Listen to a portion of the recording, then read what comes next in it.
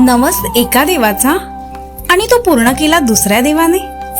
6 मेच्या आजच्या या भागात आपण पाहणार आहोत मुलांच्या मुंजीचा नवस फेडायला निघालेल्या गणेश ब्राह्मणाचे पैसे वाटेतच संपले।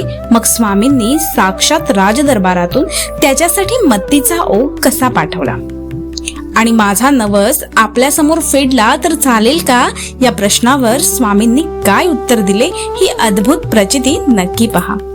नमस्कार, श्री स्वामी समर्थ। आपल्या नित्यस्वामी दर्शन या सिरीज मध्ये आज आपण स्वामींच्या भक्तवत्सल रूपाचा आणि त्यांच्या अगाध कृपेचा अनुभव घेणार आहोत। घाटावर गणेश नावाचा एक ब्राह्मण राहायचा।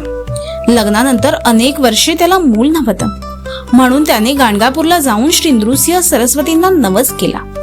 स्वामींच्या कृपेने त्याला मुलगा झाला। त्याचं नाव त्याने दत्तात्रेय ठेवलं।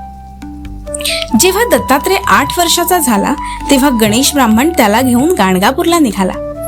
पण योगायोगाने अक्कलकोटला पोहोचल्यावर त्याचे सगळे पैसे संपले। आता पुढे कसं जायचं आणि मुलाची मुंज कशी करायची या काळजीत तो स्वामींकडे आला। स्वामींनी त्याच्या मनातलं ओळखलं आणि मंद हसून म्हणाले, काही हरकत नाही, गाणगापूरला जाण्याची आता गरज नाही। तुझा नवस माझ्या समोरच फेडलास तरीही चालेल। इतकंच नाही तर स्वामींनी त्याच रात्री राजसाहेबांच्या कारभाऱ्याला स्वप्नात दृष्टांत दिला। सकाळी स्वतः कारभारी द्रव्याची थैली घेऊन ब्राह्मणाकडे आले। स्वामींच्या साक्षीनं मुलाची मुंज थाटात पार पडली। गणेश ब्राह्मणाचे डोळे आनंदाश्रूंनी भरून आले। त्याने ठरवलं की आता इथून कुठेच जायचं नाही आणि तो स्वामींच्या चरणी अक्कलकोट मध्येच कायमचा स्थिरावला। आणि म्हणूनच स्वामी सांगतात, आपल्याला परमेश्वरी कृपेने नेमके किती आयुष्य लाभले आहे हे कोणालाच ठाऊक नसते। मग या मानवी आयुष्याचा प्रत्येक क्षण सत्कार्यात का घालू नये? भगवंताच्या अनुसंधानात राहा आणि लोकांची सेवा करा।